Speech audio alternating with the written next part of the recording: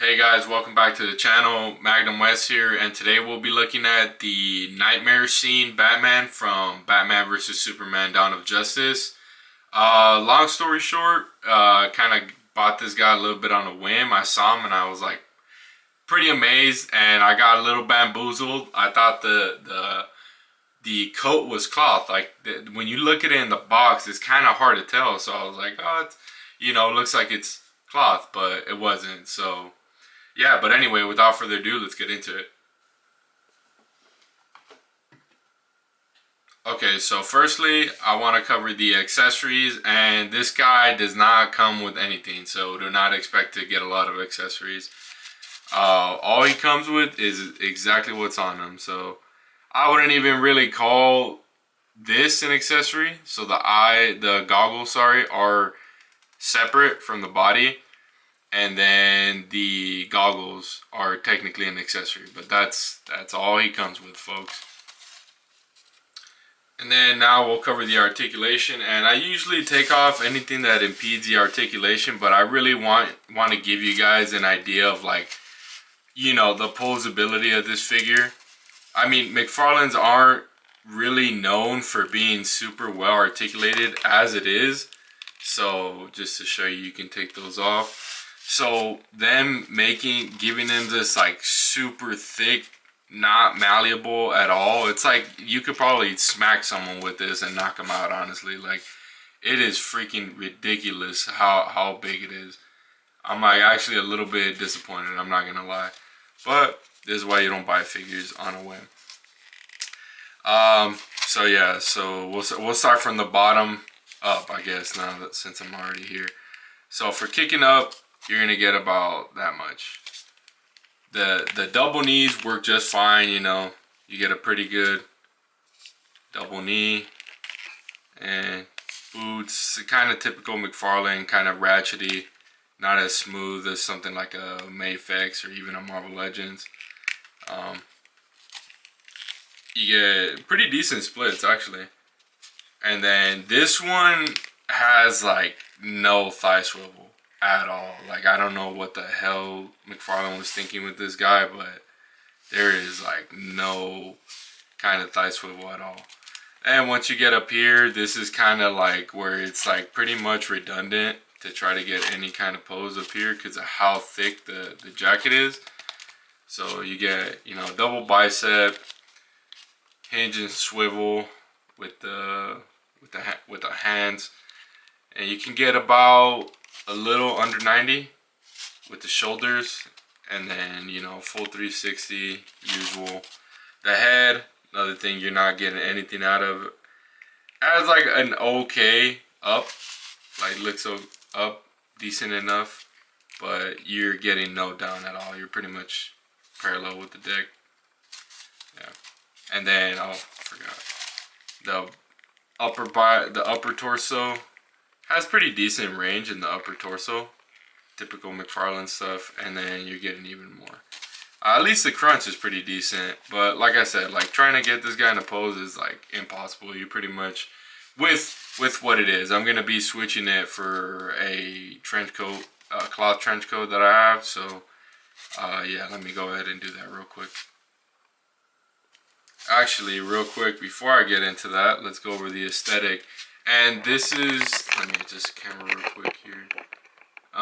This is where I believe this figure shines the most, is the aesthetic department.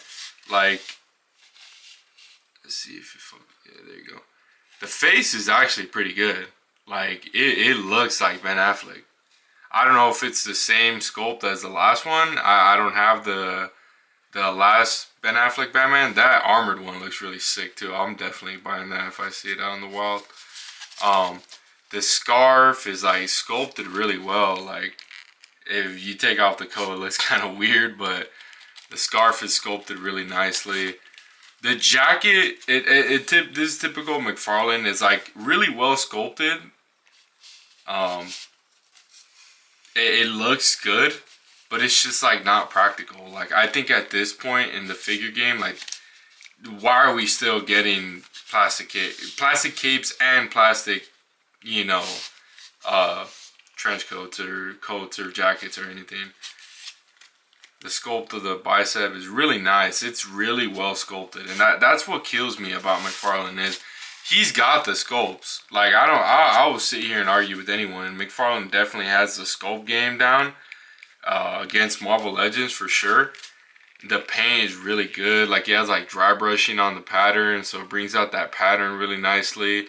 The abs are well sculpted. I love this bat signal. It looks like the Dark Knight Returns one. I love this. I know a lot of people don't like it, but I love this super thick bat.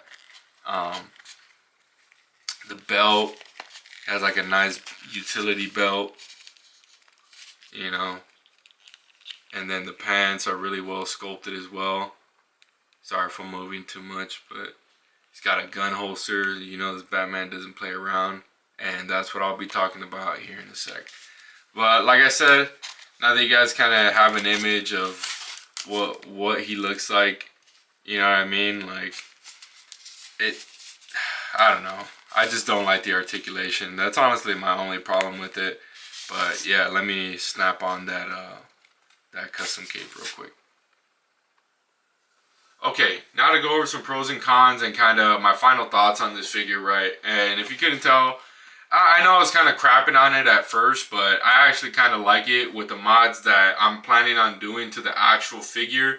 And then just the cloth cape itself. I definitely think that if you're going to be posing this guy and you want a much better aesthetic, I think you should just, right out the gate, I'm going to go ahead and say you should definitely get a cloth coat. You got the bendy wire to help you get those dramatic, you know, swaying in the wind poses, you know, jumping, and whatever pose, right? That's one. Two, I definitely think you should do, and there's a video out, I could do a video and kind of go over the mods I do if you guys would like to see that, but it's out there. I don't remember the channel's name. I need to get better at that, honestly, but it's out there. You could get like a thigh cut on this. You could improve the range of motion and the abs and everything. Like, you'll be all right. It's not super risky. You're not throwing a bunch of money. I think, again, this coat that is on screen, I think it cost me like $11 total with shipping and everything. And it's a pretty solid coat, right? So that's that. The negatives is it doesn't come with any accessories. I don't consider binoculars an accessory. It's like, why, where, in what scenario am I going to use that? You know what I mean? Like, it's dumb. That, like, the main thing I remember about this Batman is him, you know, shooting freaking, what are they called? I was going to say the Demogorgon, but damn, man, I'm really showing my true colors here. The goblins, the dark side freaking minions, I forgot what they're called, but when he's shooting those, like, that's what I picture this Batman, right? When I think about Nightmare Scene Batman from Dawn of Justice, this is what I'm thinking about. Him holding a damn rifle, shooting aliens, right? Badass.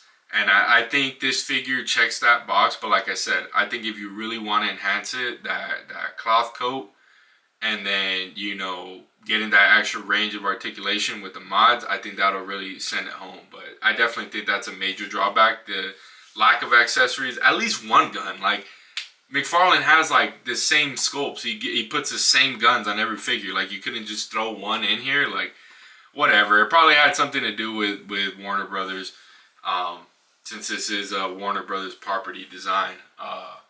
But yeah, that, as far as negatives, that's really the only thing I can knock it. The articulation isn't the greatest, but like I said, that's like come to be expected for a McFarlane figure. He doesn't have the best articulation.